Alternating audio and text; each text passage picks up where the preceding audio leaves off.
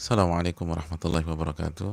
Alhamdulillah hamdan katsiran thayyiban mubarakan fi kama yuhibbu rabbuna wa yarda, wa salatu wassalamu ala nabiyyina Muhammadin wa ala alihi wa sahbihi wa man sara ala nahjihi bi ihsanin ila yaumidin wa ba'd. Hadirin Allah muliakan, tidak ada kata yang pantas untuk kita ucapkan pada kesempatan kali ini kecuali bersyukur kepada Allah Subhanahu wa taala atas segala nikmat dan karunia Allah berikan dan Allah limpahkan kepada kita, sebagaimana salawat dan salam semoga senantiasa tercurahkan kepada junjungan kita Nabi kita Muhammadin alaihi salatu wassalam beserta para keluarga, para sahabat dan orang-orang yang istiqomah berjalan di bawah naungan sunnah beliau sampai hari kiamat kelak. Hadirin yang Allah muliakan, sebuah kebahagiaan pada kesempatan kali ini kepada kita yang kita rasakan dalam diri-diri kita semua, karena Allah memberikan taufik dan hidayahnya kepada kita sehingga kita bisa menjaga amal soleh kita dan menjaga ibadah kita, tentu saja bukan karena kekuatan kita, tapi melainkan hidayah dan taufik yang Allah berikan kepada kita. Sebagaimana salawat dan salam semoga senantiasa tercurahkan kepada Rasulullah Sallallahu Alaihi Wasallam beserta para keluarga, para sahabat dan orang-orang yang istiqomah berjalan di bawah naungan sunnah beliau sampai hari kiamat kelak. Allahumma inna nas'aluka ilman nafi'an wa na'udzubika min ilmin la yanfa'. Ya Allah, berikanlah kami ilmu yang bermanfaat dan jauhkanlah kami atau lindungilah kami dari ilmu yang tidak bermanfaat. Saudaraku yang semoga Allah muliakan, sebuah keberuntungan yang tiada tara ketika kita kembali dipertemukan dengan ayat-ayat Allah Subhanahu wa taala dan hadis-hadis Nabi kita sallallahu alaihi wasallam yang tercantum dan termaktub dalam kitab yang sangat fenomenal, kitab yang bernama Riyadhus Shalihin, taman orang-orang soleh. Dan jamaah yang Allah muliakan, karena tidak semua orang diberikan kesempatan untuk bisa berinteraksi dan mengkaji kitab yang begitu fenomenal ini, kitab yang begitu luar biasa ini, maka ini yang harus kita syukuri, ini yang harus kita renungkan, bahwa pertemuan kita dengan Riyadhus Shalihin adalah taufik dari Allah Subhanahu wa taala dan nikmat dari Allah Subhanahu wa taala yang lebih nikmat daripada harta dunia, yang lebih nikmat dari perhiasan-perhiasan dunia. Kalau kita bisa begitu semangat bertemu dengan seorang klien atau calon customer atau orang yang ingin membeli produk kita atau aset kita dengan angka dan harga yang sangat bagus, tapi kenapa kita nggak semangat ketika bertemu Riyadhus Shalihin? Padahal di dalamnya firman-firman Allah Subhanahu wa taala dan hadis-hadis Nabi Sallallahu Alaihi Wasallam yang akan memberikan ketenangan di dalam kehidupan kita, keberkahan dan sukses di dunia maupun di akhirat. Oleh karena itu, hadirin yang semoga Allah muliakan, bersyukurlah dan bersyukurlah kepada Allah Subhanahu wa taala, karena setiap kita duduk di majelis ilmu itu tandanya Allah menginginkan kebaikan untuk kita. Man yuridillahu bihi khairan yufaqihu fiddin. Barang siapa yang Allah inginkan kebaikan untuknya, Allah akan pahamkan ia terhadap agamanya dan Allah akan berikan taufik agar ia mengamalkan agamanya tersebut. Dan Nabi kita sallallahu alaihi wasallam bersabda, khairukum man ta'allama al-Qur'an wa 'allamah. Sebaik-baik kalian yang adalah orang yang mempelajari Al-Qur'an dan yang mengajarkan Al-Qur'anul Karim. Oleh karena itu, bersyukurlah kepada Allah Subhanahu wa taala atas nikmat yang Allah berikan ini. Dan jamaah yang Allah muliakan, kembali kita ingatkan bahwa Riyadhus Shalihin adalah buku yang memiliki karakter maraton. Ini bukan buku yang bisa kita selesaikan dalam waktu 1-2 hari. Ya, kita yang penuh kelemahan. Kalau ulama mungkin, kalau kita tidak. Maka tanamkan tekad yang kuat, lalu kobarkan semangat untuk bisa istiqomah dan bisa mengkhatamkan kitab ini. Semoga Allah Subhanahu wa taala memberikan taufik kita untuk itu. Karena dengan istiqomahlah kita akan berubah. Man thabata nabat. Itulah yang dijelaskan para ulama. Barang siapa yang komit, konsisten di sebuah titik, maka dia akan tumbuh. Niscaya dia akan tumbuh. Dan kita masih bersama hadits Ka'ab bin Malik. Kisah yang sangat fenomenal, yang menginspirasi kita. Ya, kita yang banyak melakukan khilaf. Kita yang banyak melakukan blunder dalam kehidupan. Kita yang banyak melakukan kesalahan. Kita yang dikatakan Nabi SAW, kullu bani Adam khata. Kullu bani Adam khata. Semua anak Adam banyak melakukan kesalahan. Wa khairul khatta'ina tawwabun. Dan yang terbaik dari mereka yang banyak melakukan kesalahan tersebut adalah orang-orang yang banyak bertaubat kepada Allah Subhanahu wa taala. Saudaraku yang Allah muliakan, beliau melakukan kesalahan, tapi beliau memilih untuk jujur.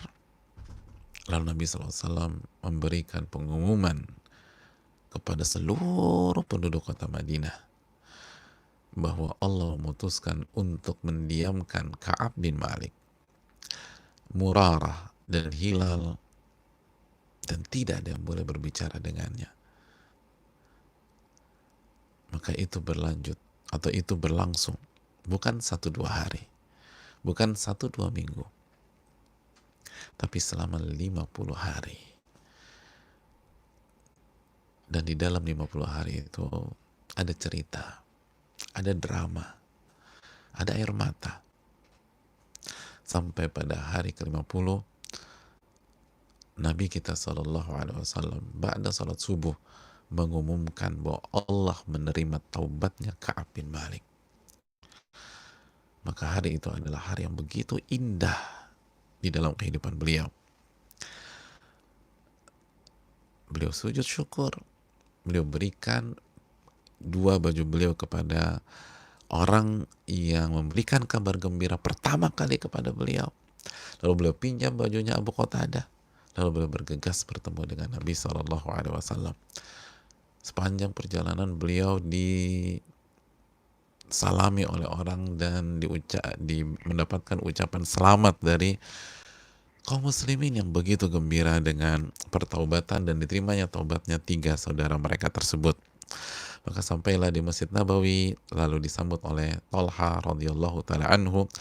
Talha berdiri lalu bergegas menyambut beliau, lalu menyalami dan mengucapkan selamat. Lalu setelah itu beliau duduk di hadapan Nabi kita sallallahu alaihi wasallam. Lalu Ka'ab bertanya, ini dari engkau ya Rasul atau dari Allah Subhanahu wa taala? Lalu Nabi katakan, ini langsung dari Allah Subhanahu wa taala. Lalu Ka'ab mengatakan, bahwa di antara taubatku aku akan menyerahkan, dalam riwayat, seluruh hartaku. Seluruh hartaku. Lalu Nabi enggan untuk menerima. Dalam riwayat kata Nabi, terlalu banyak. Lalu kata setengah, terlalu banyak. Sepertiga, oke, sepertiga. Dan dalam riwayat yang ada di hadapan kita, beliau masih memiliki sisa, atau yang beliau tahan adalah harta beliau yang ada di Khaybar. Dan dari sini sekali lagi para ulama kita mengatakan, di antaranya Al-Imam Ibnu Hajar Al-Asqalani, disunahkan bersedekah ketika kita bertaubat, disunahkan berinfak di jalan Allah ketika kita bertaubat, karena Ka'ab bin Malik menyatakan dalam hadis ini, inna min taubati an khali'a min mali sadaqatan ilallahi wa rasulihi. Dan di antara bagian dari taubatku, aku memberikan hartaku di jalan Allah dan Rasulnya. Sekali lagi ini menunjukkan bahwa disunahkan berinfak atau bersedekah di jalan Allah Subhanahu wa taala ketika kita bertaubat. Dan hadirin yang Allah muliakan,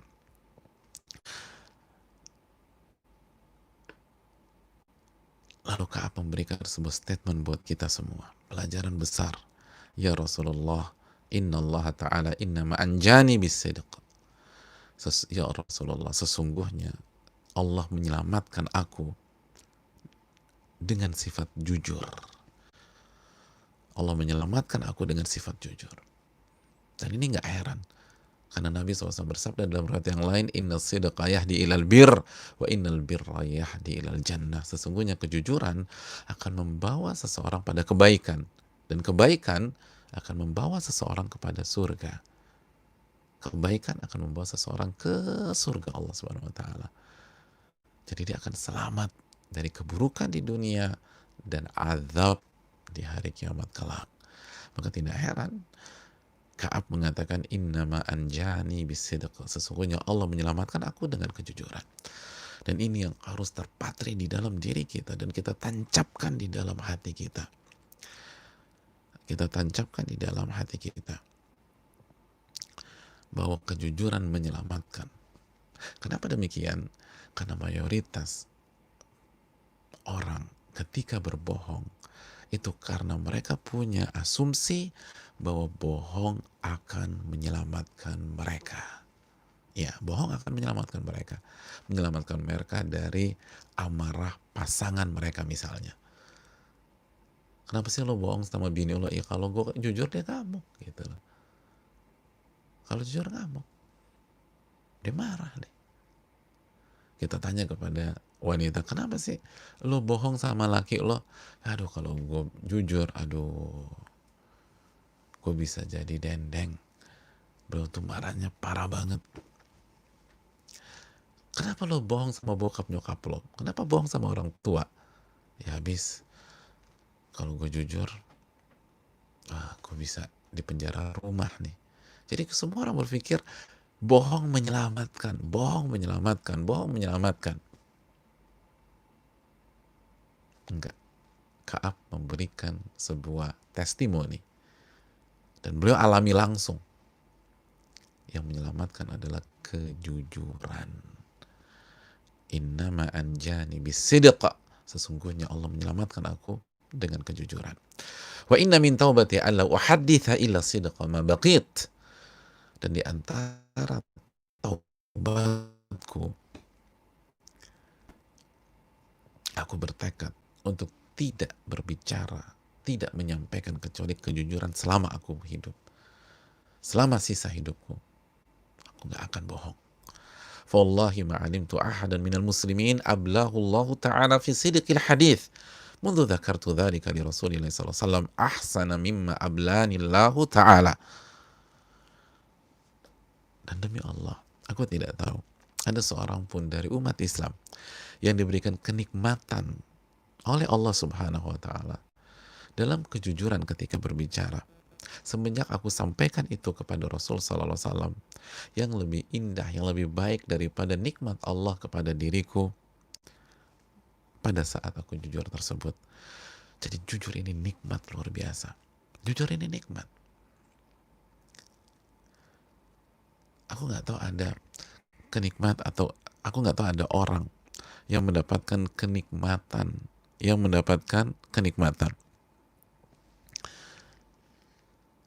lebih baik, yang lebih indah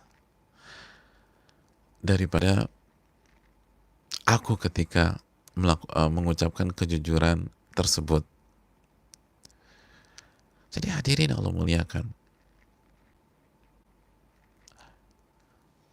Ka'ab merasakan bahwa kejujuran itu indah, kejujuran itu nikmat.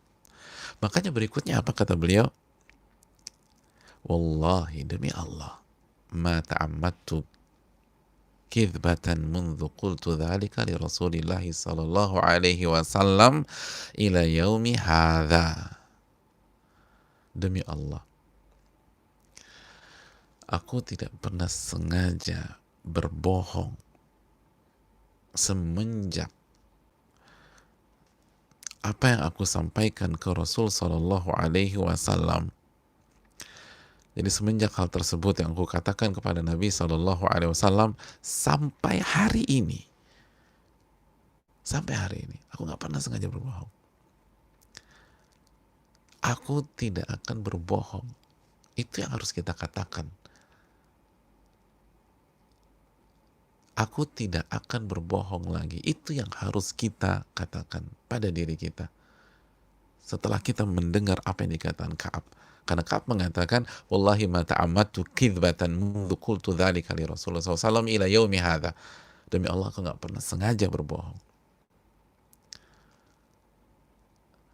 Semenjak apa yang aku sampaikan ke Nabi SAW sampai hari ini, beliau komit untuk jujur. Nah, komitmen Ka'ab untuk jujur harus membawa kita pada sebuah kesimpulan dalam kehidupan kita masing-masing. Aku tidak akan berbohong lagi. Tapi ingat kalimat berikutnya. Wa inni la arju an yahfadhani Allahu ta'ala fima baqi. Dan aku berharap Allah menjaga diriku di sisa hidupku ke depan, agar aku terus menjaga kejujuran, agar aku tidak melakukan kebohongan walaupun sekali saja. Lihat bagaimana perubahan drastis. Ka'ab menyatakan, dan aku berharap Allah menjaga aku agar aku tidak melakukan satupun kebohongan. Masih ingat apa yang Ka'ab sampaikan radhiyallahu ta'ala anhu ketika persiapan perang Tabuk? Dan sadar apa perbedaannya? Di saat persiapan perang Tabuk, Ka'ab mengatakan, kalau aku mau, aku bisa lakukan persiapan secepat mungkin. Kalau aku mau, aku bisa selesaikan ini. Kalau aku mau, in syi'tu. Tapi setelah 50 hari, apa kalimat yang meluncur dari lisan beliau? Dan aku berharap Allah menjaga diriku. Perubahan drastis antara dua kalimat di atas. Dari kalau aku mau ke aku berharap Allah menjaga diriku. Kalimat pertama, mengandalkan diri sendiri. Kalimat kedua, berharap dan mengandalkan kekuatan Allah Subhanahu wa ta'ala. Dan hasilnya beda. Hasilnya beda. Lihat bagaimana Ka'ab benar-benar pembelajar sejati yang mampu menyerap pelajaran-pelajaran kehidupan, yang mampu menangkap dengan taufik dari Allah pesan-pesan dari sebuah hukuman. Banyak orang dihukum gagal paham, gak ngerti-ngerti juga. Ka'ab ngerti apa akar masalah, atau di antara akar masalah Ka'ab tahu.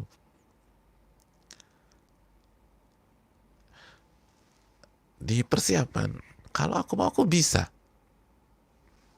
Setelah ini semua berlalu dan dijalani oleh Ka'ab, aku berharap Allah menjaga diriku di sisa hidupku. Subhanallah. Inilah pembelajar sejati. Dan inilah pesan atau pelajaran dari hukuman. Dan orang yang cerdas ketika dihukum, beliau tidak andalkan diri beliau sendiri lagi. Beliau kembalikan kepada Allah Subhanahu wa ta'ala.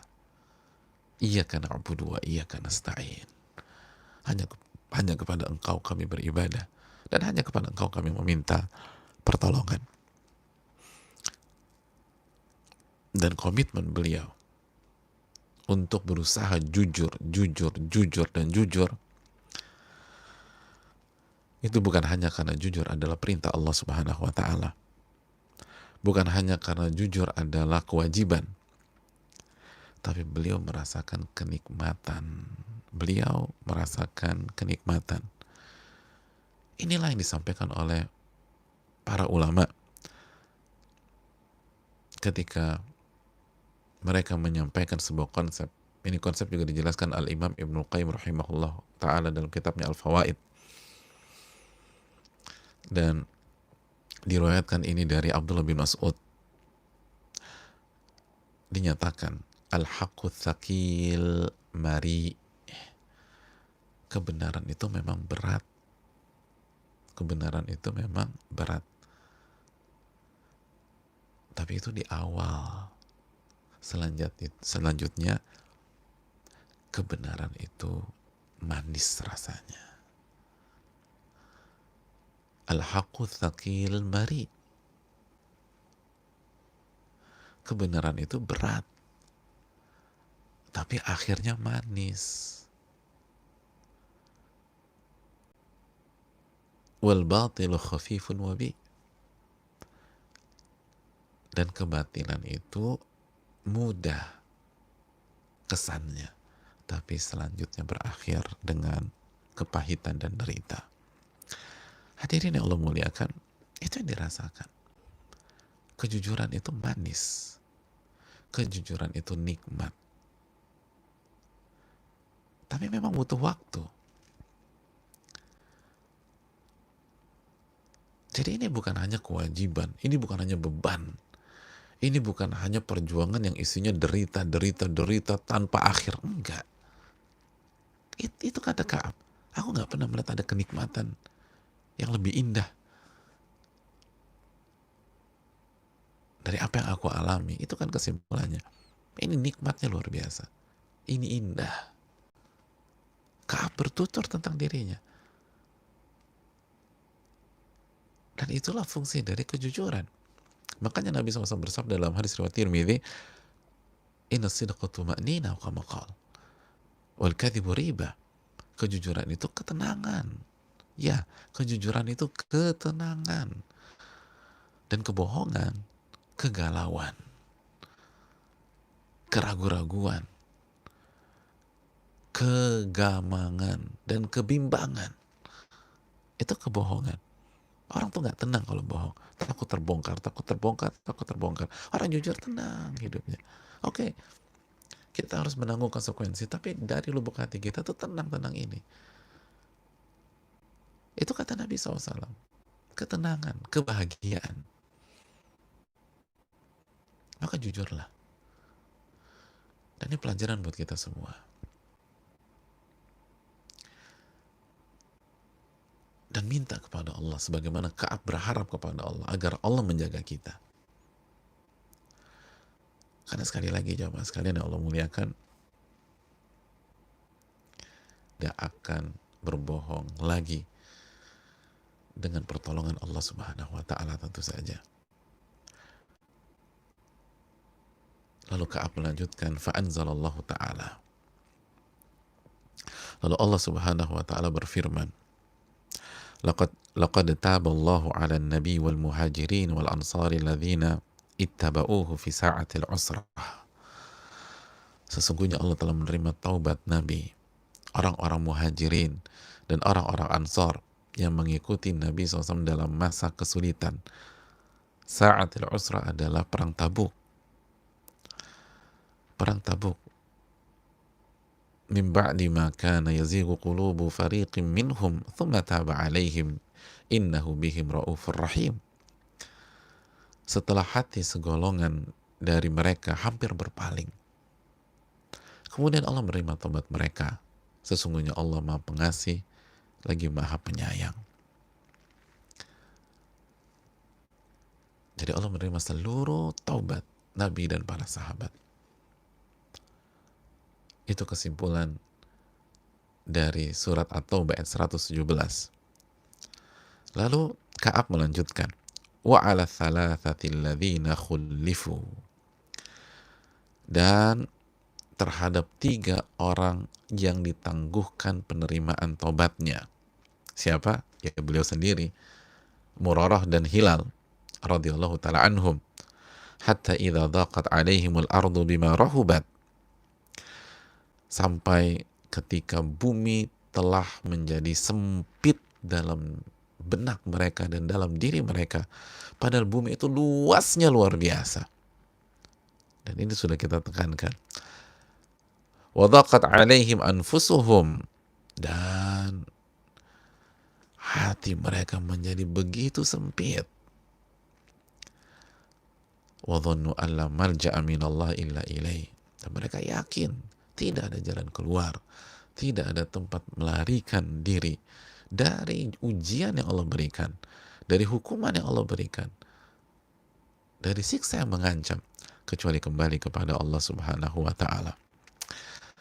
Tsumma taba 'alaihim liyatubu. Lalu Allah Subhanahu wa taala menerima taubat mereka agar mereka tetap dalam taubatnya.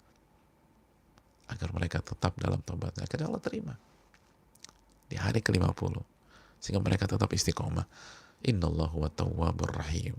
Dan sesungguhnya Allah Maha penerima taubat dan Maha penyayang. Lalu Ka'ab melanjutkan ayat yang berikutnya, ayat ke-119. Ketika Allah berfirman, ya ayyuhalladzina amanu taqullah wa kunu ma'as sadiqin. Wahai orang-orang yang beriman, bertakwalah kepada Allah dan bergabunglah bersama orang-orang yang jujur dan benar. 3 ayat itu dibawakan oleh Ka'ab. Kata Ka'ab, fa'anzalallah, maka Allah turunkan 3 ayat tersebut. Dan Ka'ab mengatakan, wallahi ma an'amallahu alai min ni'matin qat ba'da idh hadani Allahu lil Islam a'zama fi nafsi min sidqi Rasulullah sallallahu alaihi wasallam alla akuna kadzabtuhu. Lagi-lagi Ka'ab ulang, demi Allah, Allah tidak pernah memberikan nikmat kepadaku setelah aku mendapatkan hidayah masuk ke dalam Islam yang lebih besar, lebih agung dibanding nikmat kejujuranku di hadapan Rasul Sallallahu Alaihi Wasallam, dan Allah tidak jadikan aku berdusta di hadapan beliau Sallallahu Alaihi Wasallam. Fa ahliku kama halakal ladzina kadzabu. Karena kalau aku berdusta di hadapan beliau pada hari itu, 50 hari yang lalu, maka aku akan hancur sebagaimana hancurnya orang-orang yang berdusta. Lagi-lagi Ka'ab ulang, ini nikmat, ini nikmat, ini nikmat. Gimana sih kalau kita dapat nikmat yang luar biasa? Kan kita ulang terus. Ya Allah, benar-benar nikmat deh. 5 menit kemudian, kamu tahu nggak, ini nikmatnya luar biasa. Mungkin 10 menit kemudian, ya Allah, aku belum pernah ngerasa seperti ini, nikmatnya luar biasa. 15 menit kemudian, ya Allah, ini indah banget, ini indah banget. Kan kita ulang-ulang terus tuh. Kalau merasakan kenikmatan yang sangat wah, sangat luar biasa, kita akan ulang.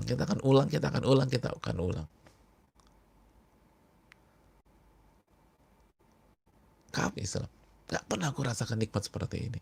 Gak pernah aku merasakan nikmat seperti ini. Nikmat kejujuran. Jujur sama Rasulullah SAW. Dan pada hakikatnya jujur sama Allah. Karena kita tahu alasan Ka'ab jujur pertama kali adalah apa? Aku bisa berbohong di hadapan engkau. Dan kau mungkin percaya. Karena aku punya kemampuan bicara yang luar biasa. Ingat, Ka'ab penyair Madinah. Tapi aku khawatir Allah nggak ridho.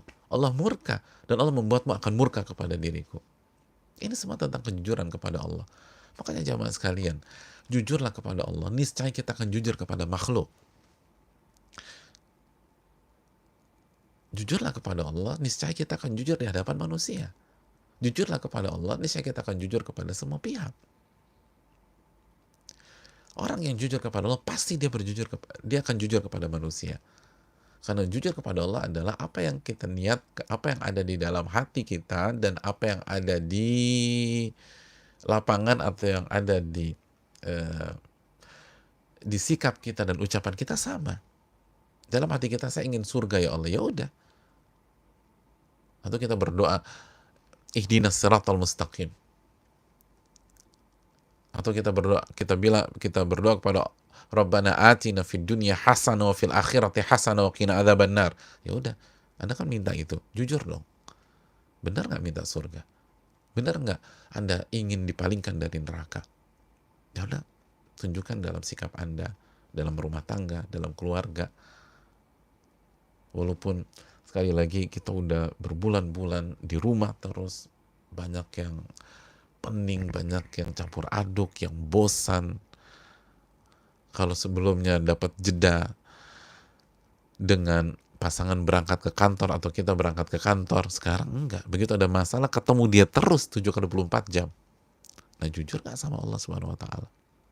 Jujur gak sama Allah Subhanahu wa taala? Bahwa kita ingin masuk surga. Kita ingin jadi suami yang baik. Kita ingin jadi istri yang soleha. Itu jujur gak sama Allah Subhanahu wa taala? Kita ingin jadi orang tua yang mendidik. Jujur gak tuh? Begitu kita jujur sama Allah, itu sama manusia jujurnya enak. Tapi sebaliknya, belum tentu orang yang jujur kepada manusia itu jujur sama Allah. Dan itu jujur yang bermakna sempit. Ya banyak. Banyak orang yang nggak sholat jujur, tapi kalau dagang dia jujur, tapi dia nggak sholat. Banyak. Tapi dia nggak beriman. Sekali lagi, jujurlah kepada Allah Subhanahu wa taala. Ini nikmat. Kaab yang ngalamin. Di hari itu yang beliau sampaikan adalah hanya nikmat. Beliau nggak curhat tentang lu berat banget, gue nangis, kenapa sih lo tega banget, kan gitu kan. Karena kalau kita baru ketemu sama orang, lo kok tega banget sama gue 50 hari lo bro, 50 hari lo diemin gue. Enggak. Ini nikmat. Aduh, nggak pernah merasakan nikmatan seperti ini. Lupa semuanya tuh. Ya itu kata para ulama tadi. Al-haqqu tsaqil mari. Kebenaran itu berat, tapi awalnya aja. Berikutnya manis. Berikutnya manis. Sebagaimana yang dibawakan Al-Imam Ibnul Qayyim dalam kitabnya Fawaid dan ulama-ulama yang lain. Dan beliau bersyukur tidak berbohong pada saat itu. Karena kalau beliau berbohong, lihat fa'ahlika kama halakal ladzina kadzabu. Aku akan hancur bersama hancurnya orang-orang yang berdusta. Orang-orang yang berdusta hancur. Kedustaan akan menghancurkan. Ini kaidah. Camkan baik-baik lagi. Kedustaan, kebohongan akan menghancurkan. Mungkin di hari H kita selamat. Mungkin. Sebagaimana orang-orang munafik selamat di hari H pada saat itu. Mereka selamat di hari H. Ketika mereka membohongi Nabi SAW. Padahal Nabi tahu.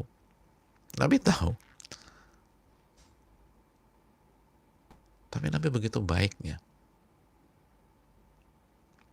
Sehingga tidak membongkar kebohongan mereka di hari H. Nabi ingin mereka dimaafkan oleh Allah. Nabi beristighfar untuk mereka. Tapi lagi-lagi, kebohongan menghancurkan. Inna Allah Ta'ala qala lilladzina kadzabu hina anzala al-wahya syarra ma qala li ahad. Ka'ab mengatakan, kenapa beliau mengatakan bahwa untung saya bersyukur, saya jujur dan saya tidak berbohong sehingga saya hancur bersama orang-orang yang berbohong. Kata Ka'ab, alasannya saya mengatakan demikian karena Allah berfirman kepada orang-orang yang berbohong pada hari tersebut. Dan jadi ibrah bagi pembohong-pembohong yang lain. Ketika Allah menurunkan wahyunya, syarra ma qala li ahad. Allah Subhanahu wa taala berfirman dengan hal yang buruk yang diucapkan kepada seorang hambanya, yang sangat tajam. Faqala Allah Ta'ala, Allah berfirman di dalam surat At-Taubah ayat 95, sayahlifuna billahi lakum idzan qalabtum ilaihim. Kelak, kata Allah Subhanahu wa taala, mereka akan bersumpah kepadamu dengan nama Allah ketika atau saat kalian kembali kepada mereka. Jadi kata Allah, kelak mereka akan bersumpah loh atas nama Allah di hadapan kalian saat kalian kembali pulang dan bertemu dan berhadapan dengan mereka. Tujuannya apa? Litu'ridu anhum, agar kalian berpaling dari mereka, agar mereka nggak dihukum, nggak ditegur, nggak dimarahin dan seterusnya, agar mereka nggak dihukum. Kan itu orang berbohong kenapa? Agar nggak dihukum. Kan begitu. Semua orang berpikir demikian. Aduh, jangan bohong aja, jangan jujur, kenapa? Nanti dimarahin, nanti diomelin, nanti dihukum. Akhirnya mereka berbohong dan berani bersumpah. Dan itulah orang-orang munafik pada saat itu. Mereka bersumpah kan. Mereka berbohong, mereka bersumpah. Agar kalian berpaling dari mereka. Apa kata Allah? Apa arahan dari Allah Subhanahu wa taala? Ingat loh, nanti mereka akan berbohong agar kalian tidak menghukum mereka dan berpaling dari mereka. Kata Allah Subhanahu wa taala, fa'aridu anhum. Maka berpalinglah dari mereka. Emang gak usah diurus, mereka tuh gak usah diurusin, berpalinglah dari mereka. Innahum rijis, Allahu Akbar. Karena sesungguhnya mereka itu kotor. Rijis, kotor.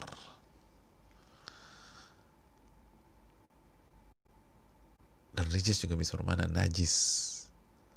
Secara sikap, secara keyakinan. Bukan secara fisik. Fisik orang munafik tidak najis. Tapi ini kalimat yang sangat tajam. Mereka tuh kotor. Wa ma'wahum jahannam. Dan tempat kembali mereka adalah neraka jahannam. Tempat kembali mereka adalah neraka jahannam. Jaza'an bima kanu yaksibun. Dan itu sebagai balasan dari apa yang mereka kerjakan. Allahu Akbar. Mereka kotor.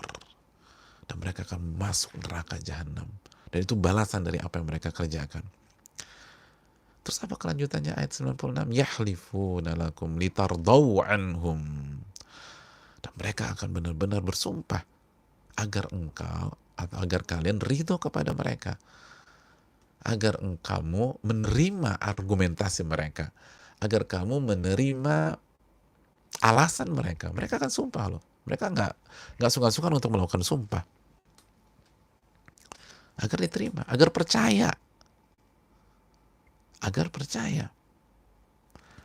Fa in tardau anhu fa innallaha la yarda 'anil qaumil fasikin. Allahu Akbar. Dan apabila engkau ridho kepada mereka, Allah tidak akan pernah ridho terhadap orang-orang fasik, pada pembohong. Ini pelajaran besar. Bukan hanya untuk orang munafik di saat perang Tabuk, tapi buat kita, buat saya dan kita semua. Apa tujuan kita berbohong? Tujuan kita berbohong agar orang yang kita bohongi itu ridho sama kita, gak marah sama kita, gak membenci kita, gak menghukum kita, tetap respect sama kita, tetap sayang sama kita, tetap menghormati kita, agar marwah kita gak jatuh di hadapan mereka. Hadirin Allah muliakan. Oke, mereka di hari H kebohongan kita respect sama kita. Oke, pada saat kita berbohong mereka percaya karena kita memang pembicara yang jago. Tapi apa kata Allah Subhanahu wa taala? Kalau engkau ridho, Allah nggak pernah ridho. Bukan berarti Nabi SAW berlawanan dengan Allah, tidak. Tapi maksudnya kan gitu. Kita bohongin sahabat kita, mungkin dia ridho, tapi Allah nggak pernah ridho. Karena kemampuan dan karena ilmu manusia terbatas. Dia pikir kita jujur, makanya dia ridho sama kita. Tapi enggak, kita bohong. Dan Allah tahu kita bohong. Dan Allah nggak akan ridho. Makanya hadirin sekalian, orang yang berbohong dalam hidupnya itu seperti melakukan kecurangan pada saat ujian dan di hadapannya kamera CCTV. Itu misi bunuh diri. Fa in tardau anhum fa innallaha la yarda 'anil qaumil fasikin. Kalau engkau ridho, Allah nggak ridho. Kalau manusia bisa Anda kelabui, Allah nggak bisa Anda kelabui. Dan Allah nggak akan ridho. Lalu buat apa bermain dengan Allah Subhanahu wa taala? Buat apa jadi orang yang tricky? Kalau trik untuk maslahat, itu ada pembahasannya. Dalam ilmu kaidah fikih ada bab hiyal. Tapi itu tidak menghalalkan segala cara. Itu trik aja untuk mendapatkan kebaikan. Tapi kalau untuk memuluskan sebuah dosa, untuk berbohong. Dan ini camkan bagi diri kita. Oke, kita bisa bohongi istri kita dan istri kita ridho sama kita. Terapkan ayat ini. Allah nggak akan ridho kepada Anda. Istri Anda ridho, Allah nggak akan ridho. Istri kita bisa kita kondisikan, kita bisa atur, mungkin dia polos, dia lugu, dan seterusnya, dan Anda hebat, Anda yang punya semua trik itu. Oke, bisa. Tapi emang Allah nggak lihat. Dan Allah tidak akan ridho dengan itu. Oke, kita bisa kelabui suami kita seorang wanita, kita bisa bermain, kita bisa merayu, dan kita bisa menutupi sebuah kebohongan dengan sangat cantik. Oke. Suami Anda begitu. Tapi Rob Anda dan Rob suami Anda tidak akan bisa Anda kelabui seperti itu. Dan Allah tidak ridho dengan kebohongan dan kefasikan. Terapkan. Oke, kita bisa bohong di hadapan ayah dan ibu kita. Mereka hanyalah orang tua yang lugu, atau orang tua yang sudah lansia, atau masih fresh. Tapi emang kita pintar aja. Di SMA kita bohongin mereka. Orang tua kita bisa kita bohongi dan mereka ridho sama kita. Allah nggak ridho. Allah nggak ridho.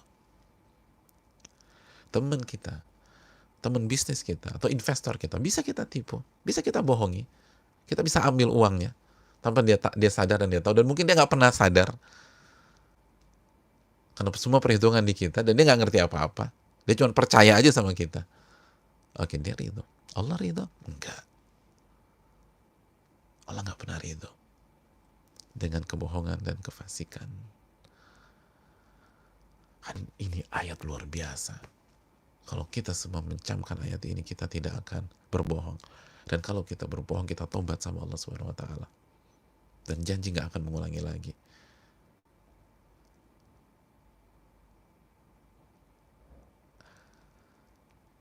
Dan bayangin nggak sih, ayat ini turun pada saat mereka dibongkar sama Allah. Dibongkar. Oke, nah Nabi ridho, Allah nggak ridho. Tahu Allah. Kan dan turunlah ayat ini. Jadi bayangin gak sih, Allah bongkar kedok mereka di saat mereka hidup. Allah gak sebutkan nama-nama pembohong itu, tapi semua orang baca kan ngerti. Innahum rijis. Mereka kotor. Tempat mereka di neraka. Dan itu balasan dari perbuatan mereka. Mereka berbohong agar engkau ridho. Kalau engkau pun ridho, Allah gak akan ridho. Itu kan ditelanjangi, hadirin. Itu orang gimana gak tertusuk? Ya Allah, keungkap ya. Hadirin yang Allah muliakan. Memang pas hari H mungkin kita dimarahi. Pas hari H mungkin kita dihukum sebagaimana Ka'ab dihukum. Tapi kan yang penting Allah ridho. Kalau Allah ridho, hukuman itu akan berakhir. Amarah itu akan berganti dengan sifat dan respon positif dari orang tersebut. Karena Allah ridho. Dan kejujuran itu hal yang sangat mewah. Jadi jangan pernah bermain seolah-olah kita agen ganda, bermuka dua. Gak ada gunanya. Manusia bisa kita atur, tapi Allah gak bisa. Allah gak bisa. Tinggal nunggu waktu aja. Kalaupun kebohongan kita tidak terungkap di dunia, wa ma'wahum jahannam. Kita bisa keluar dari api neraka jahannam. Allah berfirman, yauma tublas sarair. Dalam surat At-Tariq Allah mengatakan, di hari di mana seluruh rahasia akan diungkap. Semua rahasia akan diungkap. Yauma tublas sarair. Rahasia-rahasia akan diungkap, dibeberkan sama Allah di hari kiamat. Dan kebohongan-kebohongan kita dipampang, dibuka. Itu yang kita inginkan. Oleh karena itu, mumpung Allah masih tutup aib kita, mumpung Allah masih tutup kebohongan kita, tobat kepada Rabbul Alamin. Minta ampun sama Allah. Minta ampun sama Allah Subhanahu wa taala.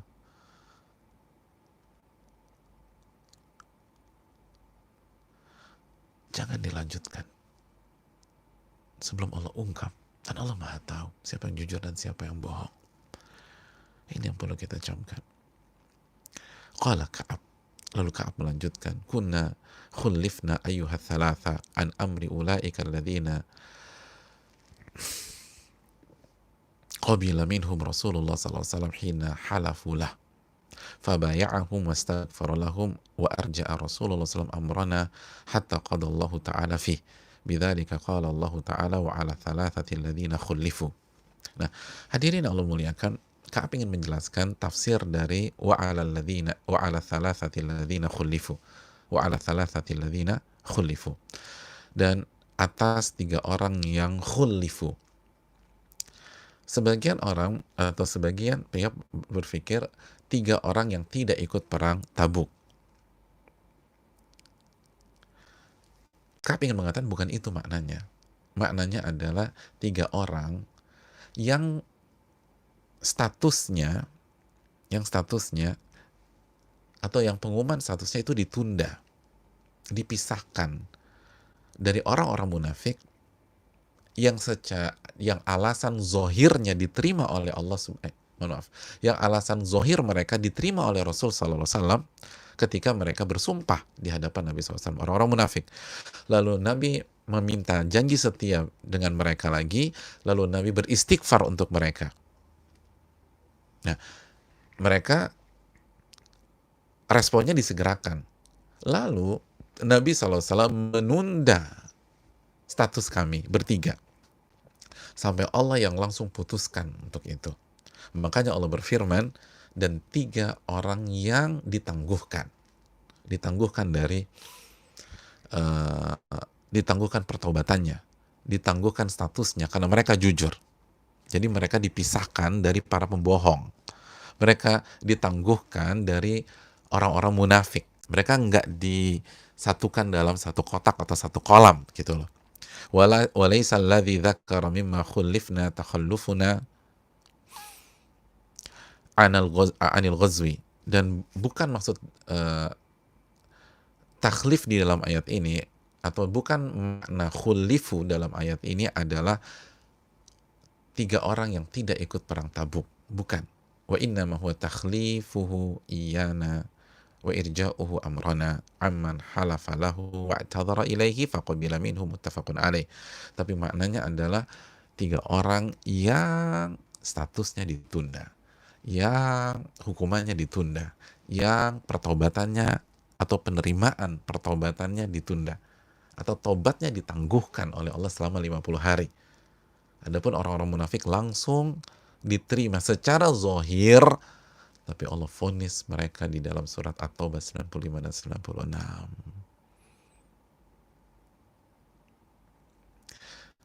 Jadi kami berbeda memang dengan mereka, lebih berat, tapi secara awal terkesan duduk di kursi pesakitan, tapi hanya 50 hari. Tapi sebenarnya Allah bedakan kami dengan mereka. Kami ditunda, taubat kami ditangguhkan. Bukan seperti mereka yang secara zahir terlihat sebagai pemenang, tapi ternyata pemenang hanya di menit-menit awal babak pertama. Setelah itu dibantai, kalau dalam bahasa olahraga. Setelah itu kalah besar. Innahum rijsun wa ma'wahum jahannam. Mereka kotor dan tempat kembali mereka adalah jahannam.